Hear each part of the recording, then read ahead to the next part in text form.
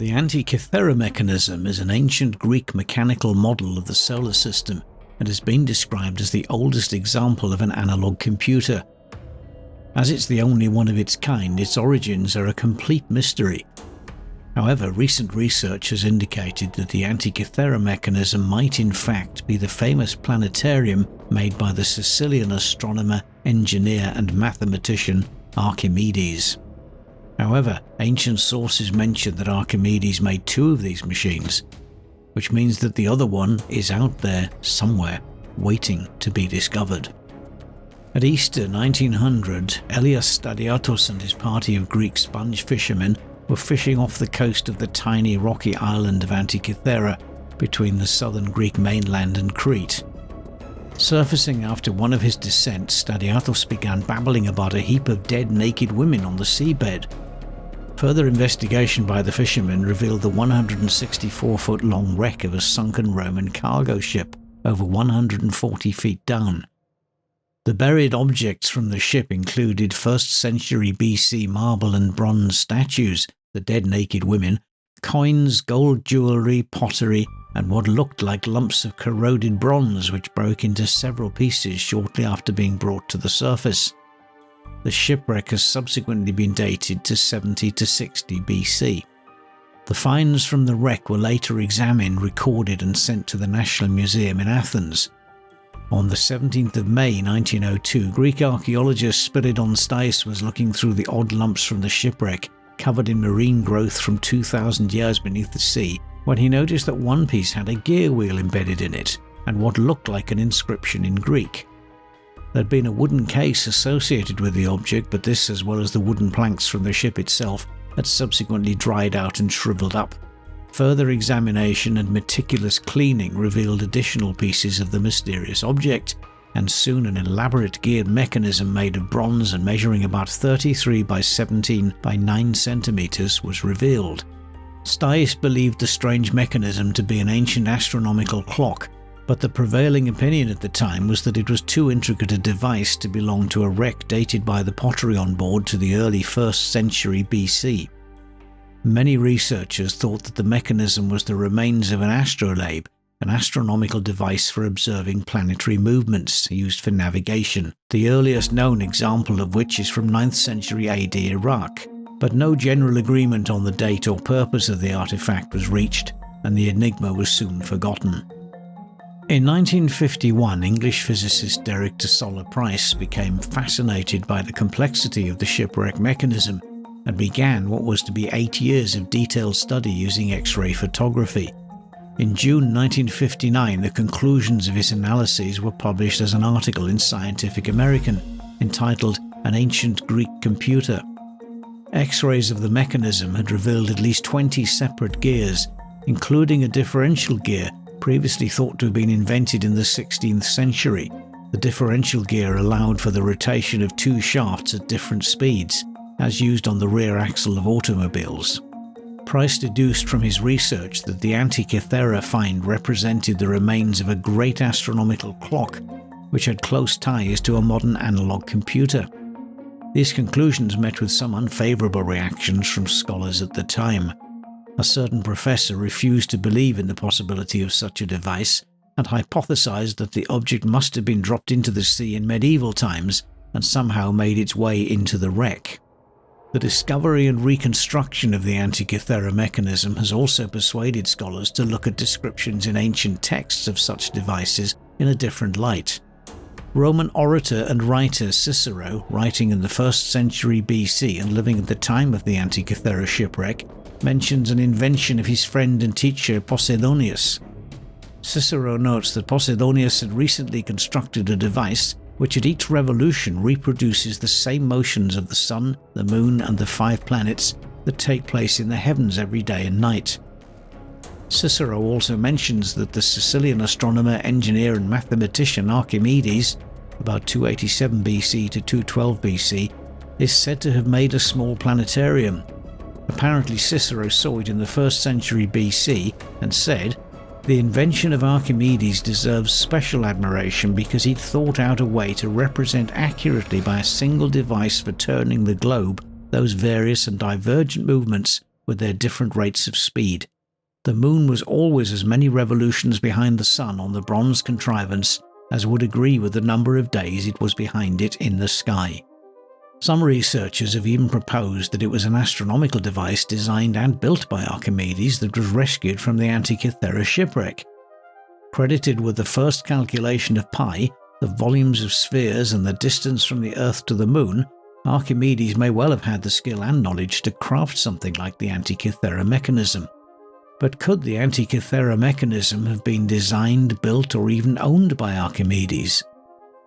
A number of other ancient writers also refer to Archimedes' planetarium, both in prose and in verse. The ancient Greek mathematician Pappus of Alexandria, who lived in the 4th century AD, wrote that Archimedes wrote a now lost manuscript entitled On Sphere Making.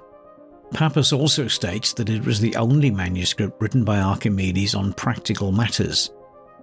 Could this lost manuscript contain a description of, or even instructions for using, the Antikythera mechanism? The latest dating of the Antikythera mechanism puts its construction at around 200 BC, so it was already well over 130 years old when the ship sank. For some researchers, this new date after the death of Archimedes means that he couldn't have played any part in its creation. However, it was created just a decade or two after his death, which surely means that it's possible that the device may well have been designed by him and survived long after he was gone. Other researchers consider it unlikely that Archimedes built the device because it utilizes certain findings on the movement of the sun and moon, which are attributed to Greek astronomer, geographer and mathematician Hipparchus around 150 BC, long after Archimedes had died. However, mathematician Tony Freeth believes that the original form of the astronomical computer came from Archimedes, and the Antikythera device represents a later version of this design. A study published by an Anglo-Greek team of scientists in the journal Nature in March 2021 put forward a believable theory for the functions and appearance of the Antikythera device. The conclusion of their paper states, "The Antikythera mechanism was a computational instrument for mathematical astronomy, incorporating cycles from Babylonian astronomy and the Greek flair for geometry. It calculated the ecliptic longitudes of the moon, sun and planets, the phase of the moon, the age of the moon, the synodic phases of the planets, the excluded days of the Metonic calendar, eclipses, possibilities, times, characteristics, years and seasons, the heliacal risings and settings of prominent stars and constellations, and the Olympiad cycle, an ancient Greek astronomical compendium of staggering ambition. It's the first known device that mechanized the predictions of scientific theories, and it could have automated many of the calculations needed for its own design, the first steps to the mechanization of mathematics and science. Our work reveals the Antikythera mechanism as a beautiful conception, translated by superb engineering into a device of genius. It challenges all our preconceptions about the technological capabilities of the ancient Greeks. Without doubt one of the most amazing and intriguing artifacts of the ancient world, the original Antikythera mechanism is currently on display in the bronze collection of the National Archaeological Museum in Athens, accompanied by a reconstruction. There is also a replica of the ancient device displayed at the American Computer Museum in Bozeman, Montana. The discovery of the Antikythera mechanism has challenged our perception of the scientific and technological capabilities of the ancient world in no uncertain terms. Derek de Solla Price commented that the civilization who possessed the technology and the know-how to construct such a mechanism could have built almost anything they wanted to. Unfortunately, most of what they created hasn't survived. The fact that the Antikythera mechanism isn't mentioned in any of the ancient texts that have come down to us proves how much has been lost from this important and fascinating period in European history. In fact, if it wasn't for the curiosity of Greek sponge fishermen over 100 years ago, we wouldn't even have this eloquent proof of the advanced scientific achievements of the Greeks of 2,200 years ago.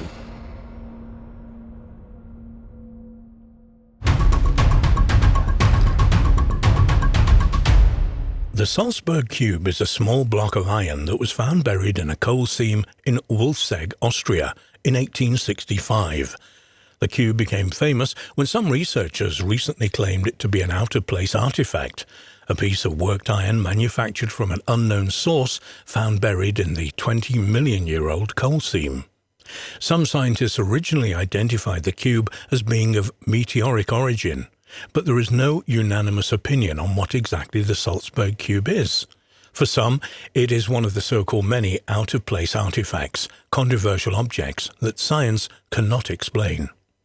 The discovery. The Salzburg Cube, often referred to as the Wolf's Egg Iron, is an archaeological curiosity. It was allegedly discovered in the autumn of 1885 by a workman named Riedel, who worked at a foundry in Schondorf near Vöcklabruck in Austria. Riedel broke open a block of lignite or brown coal that had been mined nearby Wolfsegg am Hostruck and was to be used in the factory's furnace. But when he opened the coal, he was shocked to discover an artificial-looking metal-deformed cube-like object embedded in it. The tertiary coal deposit from which the lump of coal came is generally dated to about 60 million years ago. So how could there be a lump of possibly man-made iron inside it? The mysterious object. The mysterious object measures about 2.5 inches wide and high and 2 inches thick, weighs 785 grams and has a specific gravity of 7.75. The artifact is not square or rectangular in shape, but irregular. 4 of its sides are flat, while the remaining 2 sides are convex. Its surface contains numerous bumps and pits. Around the edge of the object runs an indentation or groove. Riedel gave the unusual object to his boss, who in turn took it to the Hymanthus Museum in Vöcklabruck. In 1886, the mining engineer Adolf Gult, also professor of geology at the University of Bonn, determined that the artifact was coated with a thin layer of rust and was made of iron. In a lecture, he suggested that the object was of meteoric origin, but Gult did not explain how a meteorite had ended up in a 60-million-year-old piece of coal. An article about the mysterious object appeared in the science journal Nature in 1968 and in the following year L'Astronomie, a French astronomy journal. Later analysis. In 1966–67, the object was analysed by the Vienna Natural History Museum using electron beam microanalysis. Their analysis found no traces of nickel, chromium or cobalt in the iron, indicating that the object could not have been of meteoric origin, while the lack of sulfur suggested that it was not a pyrite. Due to the object's low magnesium content, Dr. Gero Kurat of the Vienna Natural History Museum and Dr. Rudolf Grill of the Geological Survey of Austria of Vienna hypothesized that they thought it might be cast iron. There were reports that when found, the edges of the strange object edges were sharp and straight, and that it may have been machine-made and part of a much larger instrument. Some researchers have suggested that this lump of iron is an out-of-place artifact, perhaps left by an advanced ancient civilization on Earth, or even ancient astronauts from another planet when they visited Earth millions of years ago. An examination of the artifact in 1973 by Hubert Matlina concluded that the cube had been cast using the lost wax method. Dr. Rudolf Grill noted that such pieces of metal were often used as ballast for early mining machinery. One explanation is that somehow during early mining work, a piece of the machine's ballast became stuck in a seam of coal. Skeptics have argued that as we do not have the piece of coal the mysterious artifacts came out of, we have to accept Riedel's word about the object being discovered inside the rock. It's possible, they suggest, that he was simply mistaken about the origins of the object. Although there were rumours that the Salzburg Cube had mysteriously disappeared, perhaps confiscated by those who would rather its real origins were kept secret, it is actually still on display at the Hymanthus Museum in Vöcklabruck, Austria. One mystery about the Salzburg Cube is that even though the original object still exists, all online articles describing it use old photographs. It is odd that no one seems to have approached the Hymanthus Museum to request a modern photograph. Out-of-place artifacts. The Salzburg Cube is far from being the only out-of-place artifact. Out-of-place artifacts are objects found in contexts that are a long way out of sync with the accepted chronology of human history. For some people place a huge question mark against what we think we know of the world and its history. Some argue that these discoveries offer convincing evidence that in remote antiquity, mankind was significantly more advanced than we could ever imagine. They contend that at various stages in prehistory, we have reached a high level of civilization only for it to be subsequently destroyed without a trace by a natural or man-made catastrophe. The artifactual evidence for such ancient civilizations consists mainly of what appear to be fossilized human footprints, such as those apparently discovered in the 1880s at the summit of Big Hill in the Cumberland Mountains in Jackson County, Kentucky, evidence of ancient contacts made between distant cultures centuries before the conventional timeline allows. An ancient and apparently man-made objects enclosed in pieces of coal or rock like the Salzburg Cube and the Kozo artifact. The latter was a mysterious object consisting of an inch-thick circular section of white porcelain material, in the center of which was a 2mm rod of bright metal. Initially, the object was thought to have been discovered inside a geode, but subsequent research revealed that it was in fact an iron oxide nodule, and the mysterious object was a 1920 spark plug. But there are mysterious out-of-place artifacts which are not so easily explained. One of these is known as the Tekaksikalisk-Awaka head. The small terracotta head, apparently of Roman origin, was discovered in 1933 during the excavation of a burial offering in the pre-Hispanic settlement of Tekaksikalisk-Awaka, located around 40 miles northwest of Mexico City. The mystery of how a 2,000-year-old ancient Roman figurine ended up in a burial in Central America, dated to between 1476 and 1510 AD, has never been solved. The various theories put forward to explain the mystery have been collected in the paper called The Roman Head from the Tekaksikalisk-Awaka, Mexico, a review of evidence by Romeo H. Histroff and Santiago Genovez. In the abstract of their paper, the authors described the discovery of the artifact. The figurine was discovered in 1933, the offering was placed under 3 intact floors of a pyramidal structure, and besides the head include different objects of gold, copper, turquoise, rock, crystal, jet, bone, shell, and pottery. Although the burial itself was dated to between 1476 and 1510 AD, Ernst Boehringer, a respectable classical archaeologist, has argued that the head is a Roman work from the 2nd to 3rd century AD. Some researchers have argued that the statuette represents hitherto unknown contact between the Roman world and Mesoamerica. Others believe that the object is not Roman but Viking, as the figure's unusual headdress is similar to Norse headgear. They contend that the object is evidence of pre-Columbian contact between the Old and New World, perhaps involving Viking explorers who visited the Americas years before Columbus arrived. One other explanation put forward to explain the controversial artifact is that whilst it is of Roman origin, it was brought over by the Spanish during their colonization of Mesoamerica. The problem with this theory is that the settlement where the artifact was discovered was destroyed and abandoned in AD 1510, around a decade before the Spanish conquest. Be the only surviving evidence of an isolated voyage made by ancient Romans to the New World. There is no other evidence of this hypothetical voyage, but Romeo A. Histroff and Santiago Genovez seem to think that it may well have taken place. They say, there are some data of various kinds and levels of credibility that suggest the existence of a few sporadic, most probably accidental transoceanic voyages before Columbus, which apparently had very limited, if any, cultural and biological impact. The find of an apparently Roman head in Mexico seems to support the occurrence of one such voyage across the Middle Atlantic, possibly somewhere in the first centuries of the Christian era.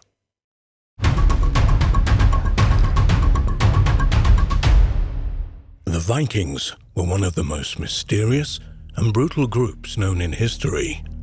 They kept few historical records, but passed down their tales of battle and bravery through oral traditions. Legends of Viking artifacts, Norse gods, and horrific methods of torture still intrigue modern minds today. One of the most mysterious legends in the Vikings is the existence of the elusive sunstone. The stone has been mentioned in countless stories, passed down through generations. It's believed that seafaring Vikings would have used the stone to guide them on their voyages. To this day, we don't know precisely how this stone would have worked. While roaming the seas, the Vikings likely used several methods of navigation. Some researchers believe Vikings would have used the sun, as well as the paths of migratory animals such as birds or whales, to guide their way. These animals most likely would have helped guide them to Iceland, Greenland, and as far as North America. Though recent discoveries also suggest that they may have also used sundials or other rudimentary inventions to navigate. But none of these methods have captured the interest of Viking researchers as much as the sunstone. The original stories of this mystical stone date back to the reign of Norwegian King Olav II. The many stories about the stone suggest that it would have harbored some sort of magical power. However, it's possible that the stone may have simply been some sort of crystal used to manipulate light. One theory claims that the stone could have been a special cut of calcite crystal. In modern times, replicas of these crystals have become popular for their ability to split light into several wavelengths, creating a rainbow effect. If this is true, the Vikings may have used the sun's rays and the color spectrum to guide themselves around the ocean when there was no land in sight. This may also explain why people throughout history thought the stone was magical. To primitive people, the properties of the sunstone seemed impossible to explain. This could be where the stories of the mysterious sunstone originated. People simply couldn't understand how light could be projected from a stone in such an incredible way. Maybe the mysterious sunstone is not so mysterious after all. The weapons of the Vikings are legendary. One particular style of sword, known as the ulfberts, was especially unique. The craftsmanship applied to these weapons was hundreds of years ahead of its time. The privilege of having such a sword belonged exclusively to the elite. Because an ulfbert sword, unparalleled strength, could only be had at high cost. The sharpness and durability of the blade made it possible to cut through bone or a lower quality weapon with one blow. The quality of these swords was so remarkable that other societies would not be able to forge such a weapon until over 700 years later. Scientists have been mystified as to where these swords were created until recently, when new information became available. A previous theory held that the swords may have their origins in the Middle East or Asia, but surprisingly, it seems that the materials were sourced closer to where they were found, in Central Europe. A sword found in 2012 was studied for its chemical composition, and it was revealed that this sword had a high manganese content, which implied that it didn't come from the East. The guard was made of iron with a high arsenic content, which suggests it may have originated from a European deposit. The pommel was covered with a sheet of tin-lead alloy. It was determined that the pommel plate lead had come from a site in the Taunus region just north of Frankfurt, Germany.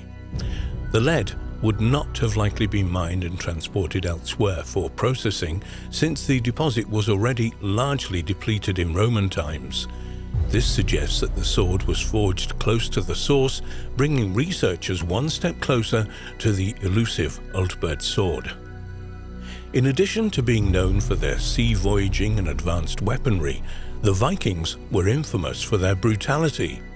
One particular infamous method of punishment is the blood eagle, a glory ritual Vikings are said to have performed on their most loathed enemies. The ritual involved carving the victim's back open and cutting their ribs away from the spine before the lungs were ripped out through the wounds. The fluttering of the lungs splayed out on the outspread ribs would supposedly resemble the movement of a bird's wings, giving the horrific practice its name. For years, researchers have dismissed the blood eagle as a legend. As the Vikings themselves kept no record, no archaeological evidence of the ritual has ever been found. However, the Vikings passed down their history via oral tradition in spoken poetry, stories and songs. Legends of the Blood Eagle have been dismissed by researchers as improbable and the reflection of Christian writers' desire to portray their Viking attackers as barbaric. However, one team of researchers has taken a new approach to the study of this mysterious ritual. A team made up of medical scientists and a historian bypassed the long-standing question of, did the Blood Eagle ever happen, and instead posed the question, could it have been done? Their answer was a resounding yes. Using modern knowledge of anatomy and physiology, along with a thorough reassessment of the 9 medieval accounts of the ritual, the researchers studied what effect a blood eagle would have had on the human body. What they discovered was that even with the technology of the Viking era, the procedure itself would be difficult but not impossible to perform. The team studied 9 medieval accounts of the blood eagle ritual and discovered that barbed or lugged Viking spearheads could have unzipped the ribcage quickly from the back. The researchers stated if the blood eagle ritual was ever actually performed, it was reserved as a demonstration of elite power in the Viking Age. The whole affair of cutting bones and removing organs would have been a blood-soaked gore-fest. However, the victims' screams would have silenced soon after the soft tissue was stripped from their backs, an event which the scientists said would have been audible over a significant distance. The brutality of this elite ritual seems to be in alignment with the character of this violent cultural group. The researchers also said Viking rulers had no qualms about displaying the dead bodies of humans and animals in special rituals, including during spectacular executions. The Vikings routinely used fear to establish dominance, and the scientists concluded that the anatomical realities of the blood eagle make it clear that the procedure would be attention-grabbing, to say the least. So what happened to this brutal and powerful culture? According to Welsh historian Gwyn Jones, the Viking Age did not end suddenly.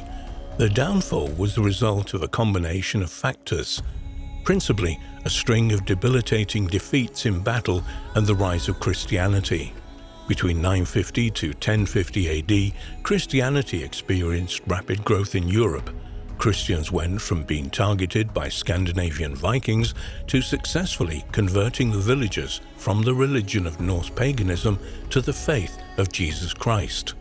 The result was a complete transformation of the region because, according to Jones, nothing was more characteristic of the northern lands than the Old Norse religion. The Norse worldview slowly faded from the region with every new convert. Many of the new Viking converts were baptized, and some eventually rose to leadership positions in their local churches. Many Vikings adopted biblical values and a new way of life in accordance with the teachings of the gospel. The disappearance of the Vikings can also be attributed to the decline of slavery. Years of raiding and killing their European neighbors created a lack of people to take back to their homeland to enslave. The Viking Scandinavian farms relied on forced labor to function. Without this labor pool, Viking sons were forced to remain home and do more work on family farms. The Viking way of life was proving to be unsustainable. Christianity also preached that the slave trade was immoral. As Vikings converted to Christianity, the practice of slavery diminished. So after centuries of pillaging, torturing, and murder, you could say the Vikings simply settled down to a quiet, Christian, agrarian life. Maybe they got tired and just didn't have much fight left in them after all that violence. By the 13th century, the Viking way of life was practically non-existent, and for that, we can literally thank Jesus.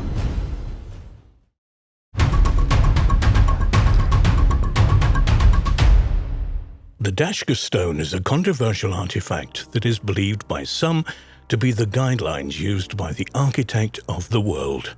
Known as the map of the Creator, this stone tablet has baffled researchers since its discovery in 1999. As impossible as it may seem, Russian experts believe the stone map could be 120 million years old.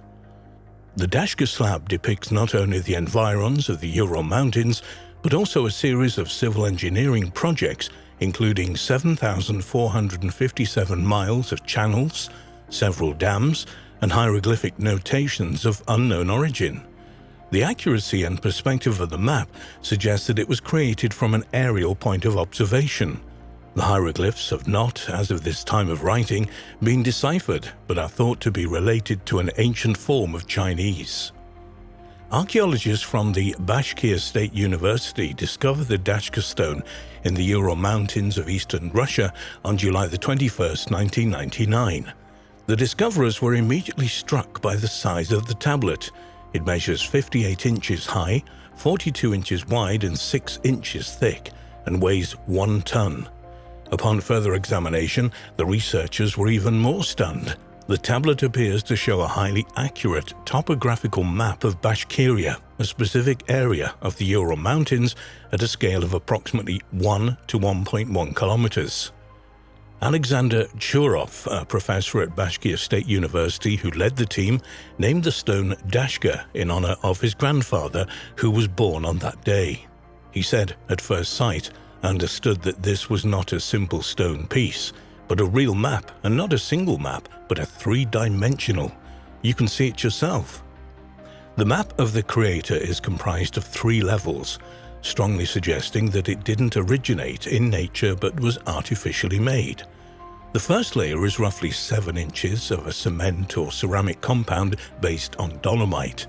The second layer is roughly 1 inch of diopside glass enriched with silicon.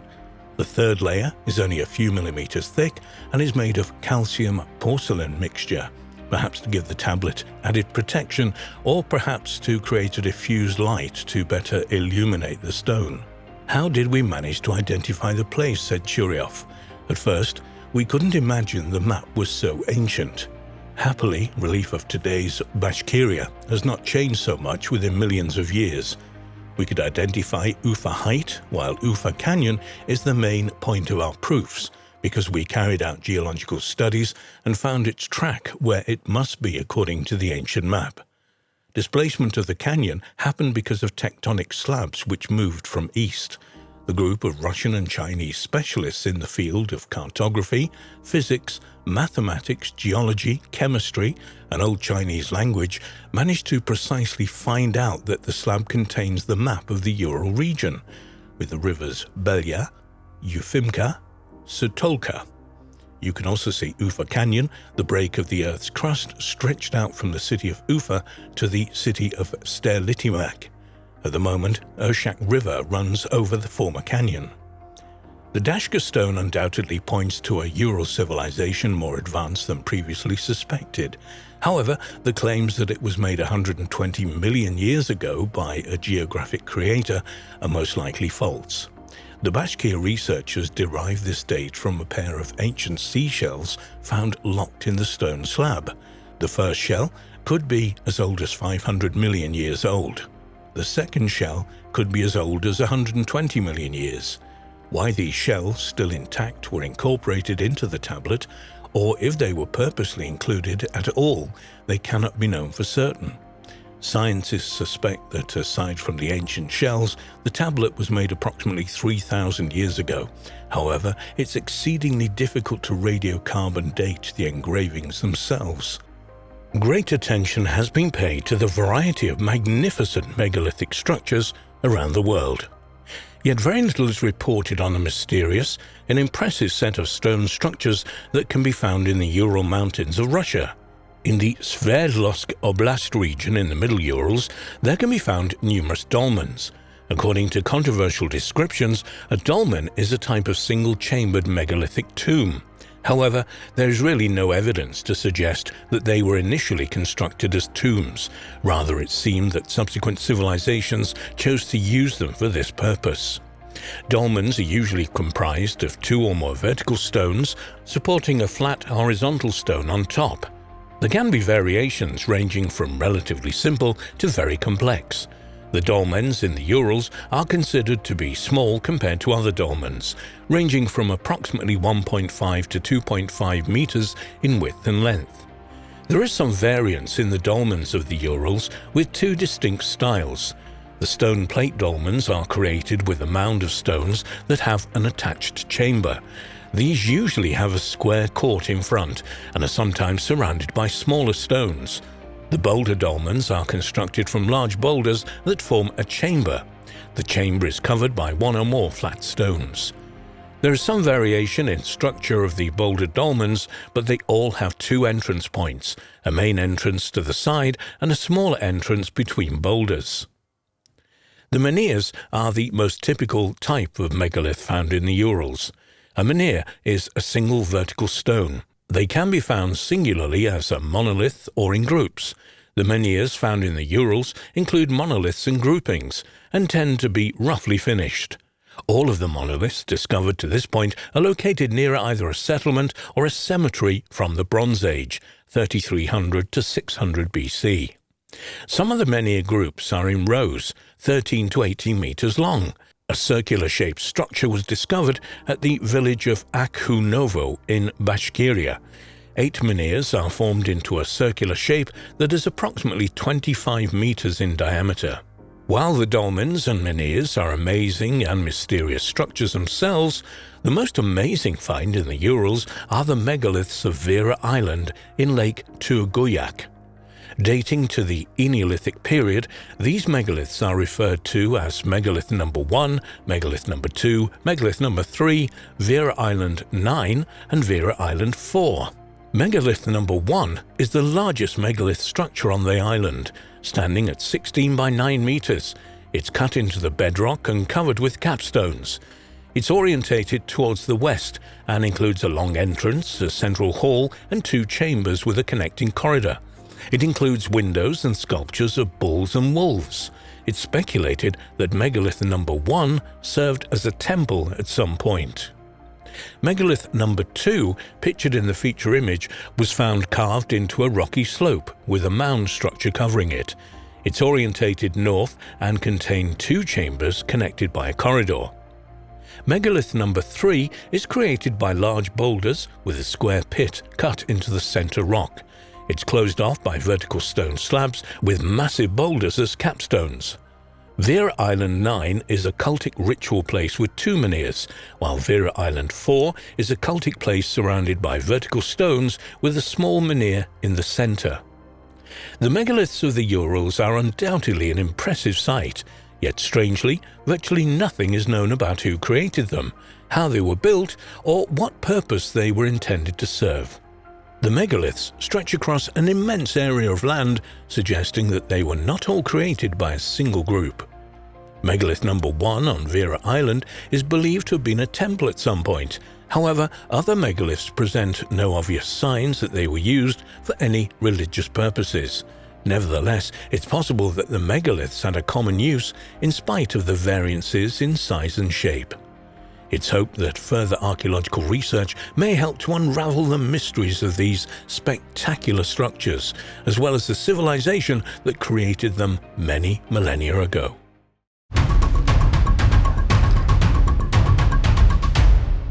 There are many examples of technological know-how and advanced engineering in ancient times, and these range from magnificent megalithic structures to intricate designs of musical instruments and even medication.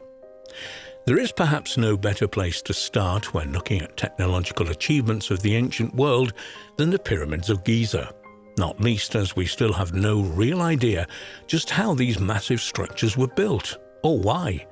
Even when experiments have gone ahead to try to explain these perplexing buildings, all have failed to provide a solid explanation. And as well they might, given that the pyramids are made up of millions of huge stone blocks, each weighing multiple tons. And what's more, the sheer precision with which these stones are being placed only makes their construction all the more mysterious. Whether the truth of just how the pyramids were constructed ever comes to light remains to be seen. For now, though, they remain a complete mystery. Across the Atlantic Ocean on the outskirts of Cusco in Peru lie Inca ruins, some of which are just as perplexing as the pyramids of Giza. In particular, a fort named Sacsayhuaman, which is made up of equally huge stones that weigh around 100 tons each. Furthermore, the precise nature with which these stones are being placed are equally as advanced as the stone placements at Giza. Even more remarkable is the fact that these stones appear to have been treated so they have a smooth, polished surface, something that could only realistically have been achieved in a huge kiln much larger than has ever been known to exist.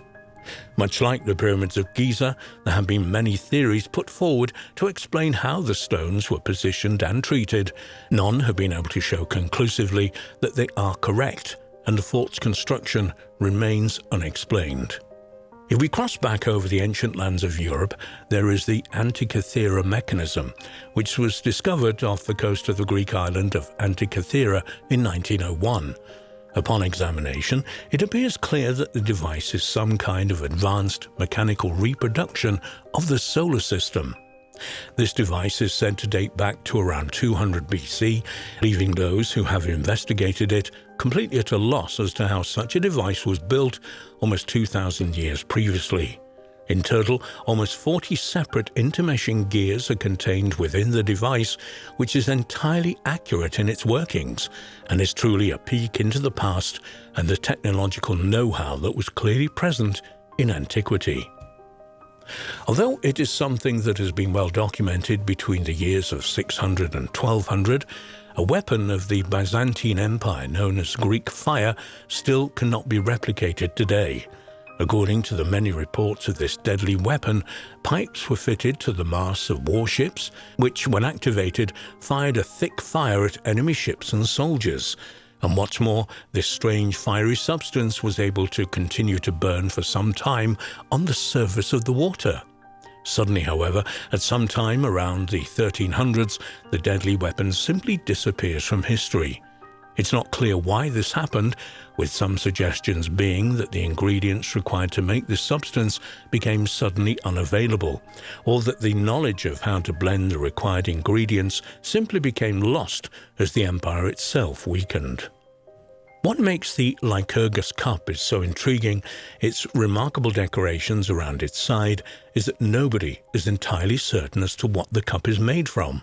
What is further interesting about the Lycurgus cup is that the glass within it is dichroic, which means that when a light is shone behind it, it shines red. However, shining a light in front of it will make it appear green. What makes this so interesting is that this effect is achieved by changing the structure of gold and silver nanoparticles, something that modern science only managed to achieve in the 1970s. Just how this was achieved in an item thought to date back to Roman times is beyond explanation, although some people have put forward that this could have been completely unintentional and achieved purely by chance. It would appear from the many writings speaking of it that ancient Egyptians and ancient Greeks made use of a drug that was an ancient equivalent of an antidepressant. Known as nepenthe, it translates to anti-sorrow and was seemingly given to those who were feeling sorrowful or sad, what we would call in the modern world depressed. Although there is documentation of its use, it's not certain exactly what the drug is, whether it's a single plant or herb, or an ancient combination of different ingredients. Some researchers have suggested such drugs as cannabis or opium to be the true nature of nepenthe. However, both drugs were widely known and used in the ancient world, and we would assume that they would simply be referred to as such. Whether nepenthe contained a mixture of cannabis, opium, and other such drugs remains a mystery. Perhaps one of the strange mysteries from history is that of the Stradivari violin. Widely considered to be the finest violins ever built, the Stradivari family produced these masterful instruments throughout the 17th and 18th centuries. It is thought that around 600 still exist today. However, there is no one who knows just how to make or recreate them, meaning their numbers will continue to dwindle, and it's unlikely an exact replica will ever be reproduced. Although they can't be reproduced, some scientific studies of these instruments suggest that the wood they are made from is particularly dense, which is likely to contribute to their unique sound. Another substance that the modern world has collectively forgotten how to produce is Damascus steel, a particularly hard and strong metal used in the Middle Ages throughout the Middle East. Its ability to be shaped into particularly sharp edges made this metal ideal for making blades for swords and other weaponry. Like the Stradivari violins, although there are plenty of examples of these blades made from Damascus steel in the modern world, the knowledge to make the metal itself has been lost, and despite several attempts to recreate it, all have fallen short. While this knowledge was likely lost as empires fell and demographics changed, there was also likely an element of keeping such knowledge secret, meaning even in the Middle Ages, only a select few would have been privy on how to produce the metal. In 1940 in the United Kingdom, an experiment was set up that is largely referred to as the Oxford electric bell, which involved two brass bells being buried beneath two dry piles and then sealed.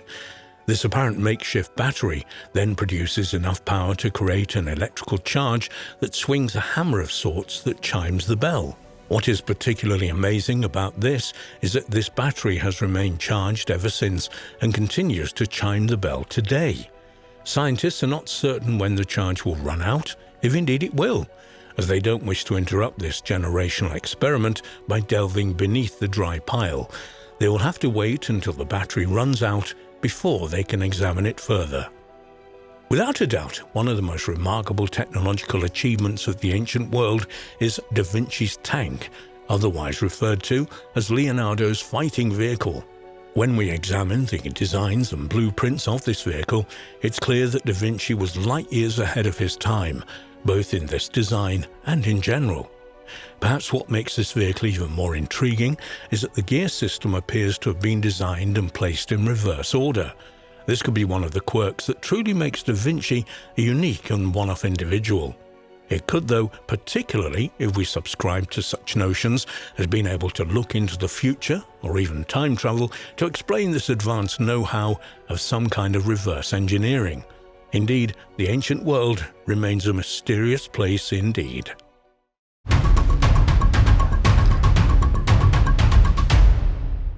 Since the late 1800s, scientists have been baffled by mysterious pieces of stone found buried in India and Pakistan. Belonging to the Indus Valley Civilization, one of the oldest Indian civilizations known to have existed, these small stones are carved with a line of symbols over a depiction of an animal. This mysterious script was in use at a number of sites, including one of the Indus Valley Civilization's major urban centres, Mohenjo-Daro. The stones represent one of the oldest uncracked codes ever discovered, but recently complex statistical techniques and cognitive science have been brought in, and researchers now believe they are finally close to cracking the code. The Indus Valley Civilization, also known as the Harappan Civilization, is the earliest known urban culture of the Indian subcontinent. It originated around 3300 BC in the Indus and Ghaggar-Hakra river valleys in what is now Pakistan and Western India.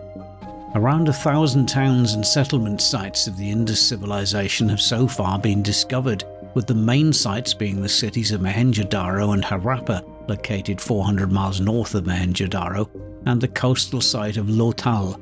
Traces of the Indus civilization have been discovered as far north as the Himalayas and northern Afghanistan, and as far south as Mumbai in Maharashtra state, India. During its peak between 2600 and 1900 BC, it's been estimated that the Indus civilization may have had a population of as many as 5 million people. The remains of one of the world's first great cities, Mohenjo-Daro, lie on the bank of the Indus River in the Sindh province of southern Pakistan. Surrounded by a fertile floodplain, Mohenjo-Daro must have been an extremely prosperous city, controlling the trade routes based on the river network. The site of Mohenjo-Daro was first occupied around 3500 BC, but was at its peak during the time of the Indus civilization, 2600 to 1900 BC.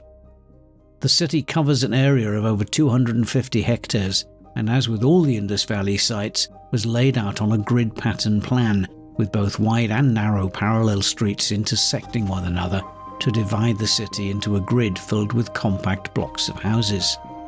Most Indus Valley towns also used the same size bricks and a standardized system of weights in the form of carefully worked colored cubes of stone.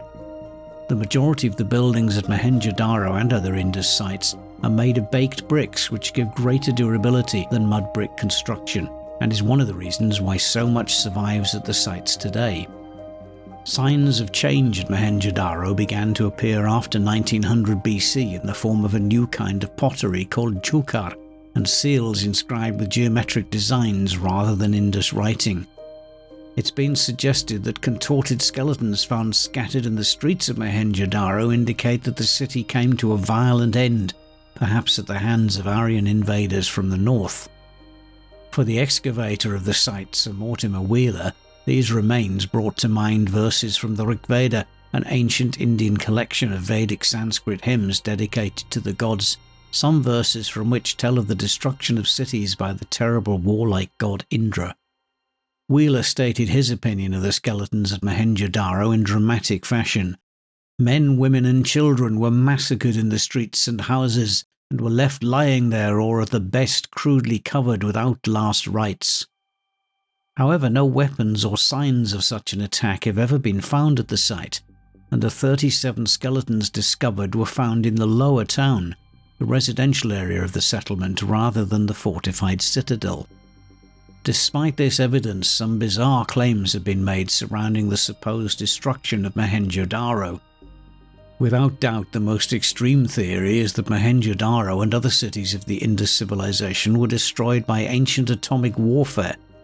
Cited as evidence for this are the facts that the skeletons found at the ancient city were highly radioactive, comparable with those from Nagasaki and Hiroshima, and that many of these skeletons were sprawled in the street, some holding hands as if some instant horrible doom had taken place. The supposed discovery of a heavy layer of radioactive ash in Rajasthan, India, which covers a 3 square mile area, is also given in support of the claim of ancient atomic warfare.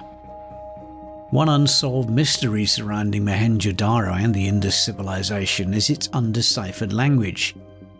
In fact, we don't even know the original names of the cities of the Indus Valley. Mohenjo-Daro, for example, is Sind for Mound of the Dead.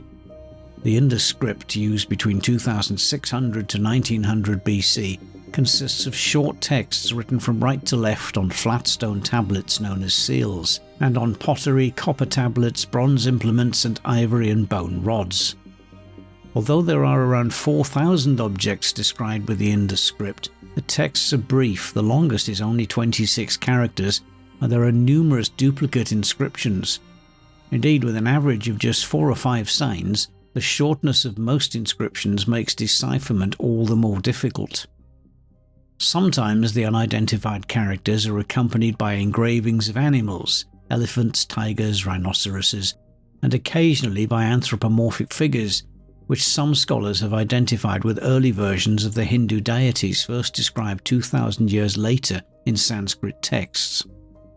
Several thousand Indus-inscribed texts have been discovered so far, mostly from Harappa and Mohenjo-Daro, but also in the more distant lands of trading partners along the Persian Gulf and in Mesopotamia. There have been various claims to have deciphered the Indus script, but the general opinion of scholars is that until a bilingual inscription is found, like the ancient Egyptian Rosetta Stone, it's unlikely that we'll discover the language of the inhabitants of Mohenjo-Daro and the Indus Valley. Nisha Yadav, a researcher in the Department of Astronomy and Astrophysics at the Tata Institute of Fundamental Research in Mumbai, India, highlights the difficulties in decoding the script. The first one is that the texts are really short. An average artifact only has 5 symbols. The longest example excavated so far has 17. Such short texts make uncovering the writing's structure difficult. This is of course complicated by the fact that we don't know what the underlying language is. However, there may be some linguistic light at the end of the tunnel. It was recently announced on various news outlets that scientists believe they were close to solving the mystery of the Indus Valley script. Utilizing complex statistical techniques and cognitive science, researchers into the elusive script are finally getting closer to cracking the code.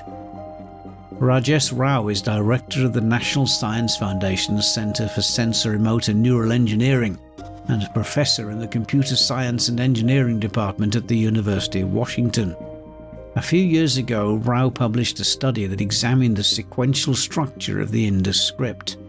Rao explained that What we were interested in was if we could deduce some statistical regularities or structure, basically ruling out that these symbols were just juxtapositions of symbols and that there were actually some rules or patterns. In the end, Rao and his team found that the mysterious Indus script was in fact likely to represent a language. It's not proof that the symbols are encoding a language, but it's additional evidence hinting that these symbols are not just random juxtapositions of arbitrary symbols, and they follow patterns that are consistent with those you would expect to find if the symbols are encoding language. Since the publication of this paper, Rao and other researchers have used various methods of statistical analysis to help in their work, with some success. Something unexpected which they uncovered was that artifacts found in different regions depicted noticeably different symbol sequences. So, for example, seals found in what is now Iraq have symbol sequences that are different from others found in India and Pakistan. This suggests that perhaps the same symbols were being used to encode the local language in the Indus Valley homeland, but elsewhere they were using the same script to write a different language.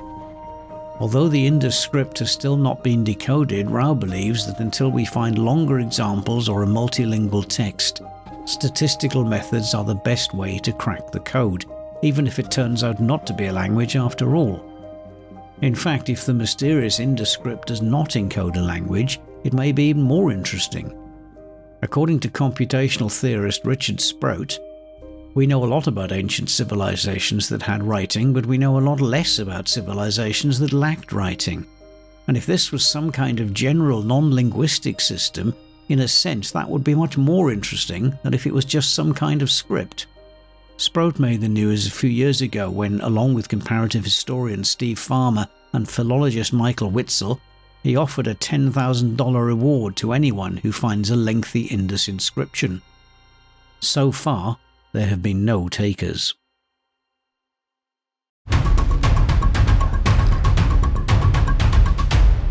Did George Van Tassel build a structure in California that could slow down the aging process based on instructions given to him by extraterrestrials? And was he killed before he had a chance to fully finish this facility and share it with the world?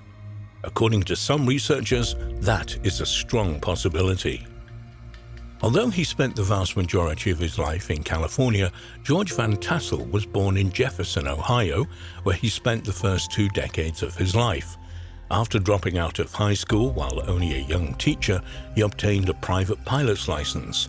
By the time he was 20, he'd moved west to California, where he would find work with Howard Hughes, with whom he struck up a close friendship. There is little doubt that for all his skill and intelligence, Van Tassel was an eccentric, and very much had a spiritual side to him. It was during his early years in California when he met another eccentric person, Franz Kritzer. Kritzer was an entrepreneur of sorts who had developed a mining operation at Giant Rock in Landers, and also converted nearby land into a private airstrip. In fact, Kritzer lived in several rooms he had carved himself underneath Giant Rock near the mines. It was here where Van Tassel began spending an increasing amount of time, undoubtedly learning whatever he could from Kritzer. In 1942, however, with the United States having recently encountered the Second World War, Kritzer received orders from local authorities to register himself as available for the military draft. Rumors had been circulating for some time, most likely incorrectly, that Kritzer was a German spy. And when law enforcement arrived to give him a friendly ride to the draft office, the culmination of that meeting did little to quash such talk. Kritzer emerged from his settlement under Giant Rock with dynamite around his neck and a wire in each hand.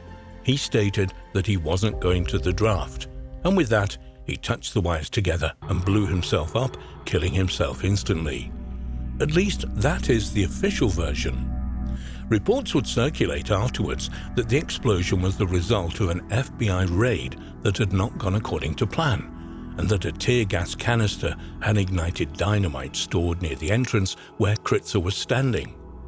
Whatever the truth of the matter, a short time after his friend's death, Van Tassel bought the land once owned by Kritzer, and after building a small house near Giant Rock, moved his family to their new home. Van Tassel, though, would spend considerable time in the hollowed-out room under giant rock. Then in 1953, Van Tassel's life changed forever. He would claim that he was awoken in the middle of the night by extraterrestrials who declared that they were from Venus. They would invite him aboard their spaceship, where they would share information with him concerning the re-energizing and rejuvenation of the human body. Ultimately, they offered the secrets to reversing aging and possibly achieving immortality. However, in order to achieve this, he would have to construct a very specific building, a facility called an integratron. By now, Van Tassel had attracted a relatively large number of followers, plenty of whom were happy to help fund his project. By 1954, the construction of the integratron was underway. Van Tassel would describe his structure at the time being as a time machine for basic research on rejuvenation, anti-gravity, and time travel. The building itself had a domed roof made entirely of wood. However, around the outside of this was metal apparatus that would rotate and was made from non-ferromagnetic materials. It was Van Tassel's belief that a high-voltage electrostatic generator would supply a broad range of frequencies to recharge cellular structures.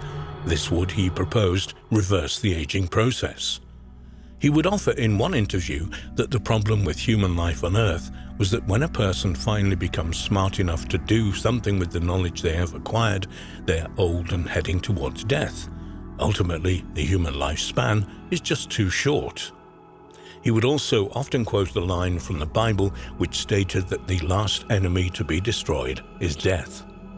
There were certainly plenty of people who also believed in the project, and funding continued to come Van Tassel's way over the years that followed.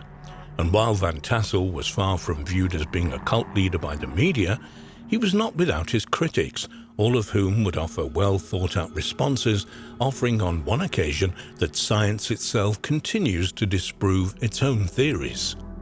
Ultimately, after almost 25 years in early 1978, Van Tassel would state that the integratron was almost complete and fully functional, and that he would appear in a television interview to update everyone on these final technological steps.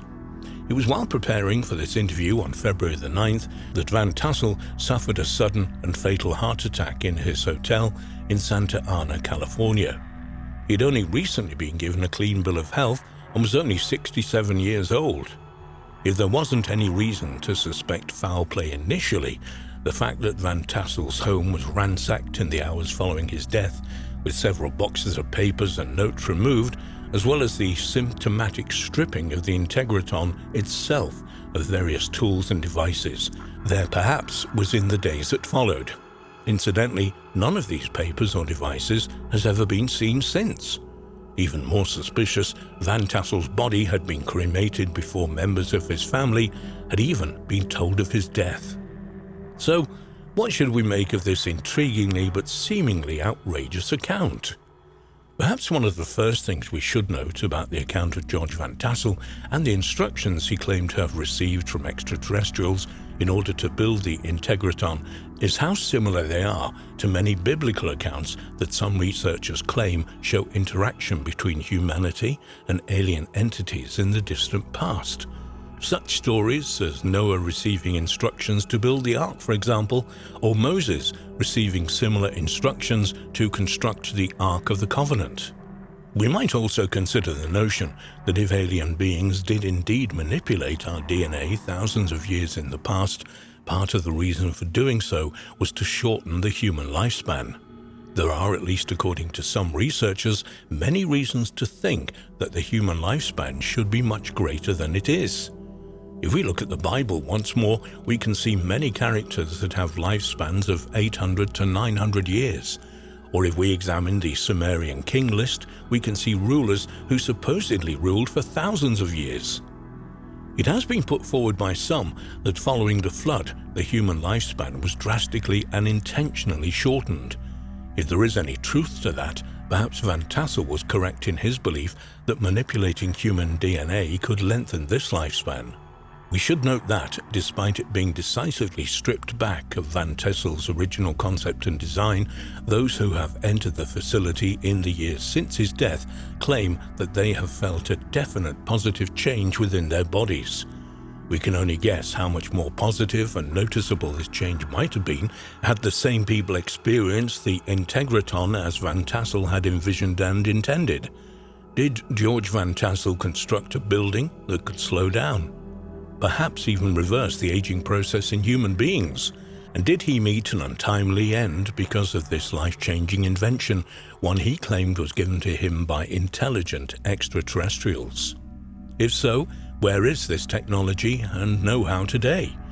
It is being stored away in an attempt to thwart human efforts to live much longer, healthier lives than even the luckiest of us do today. Or might it be in the hands of a very select few who might be looking to use such technology for themselves and an exclusive club of hand-picked others?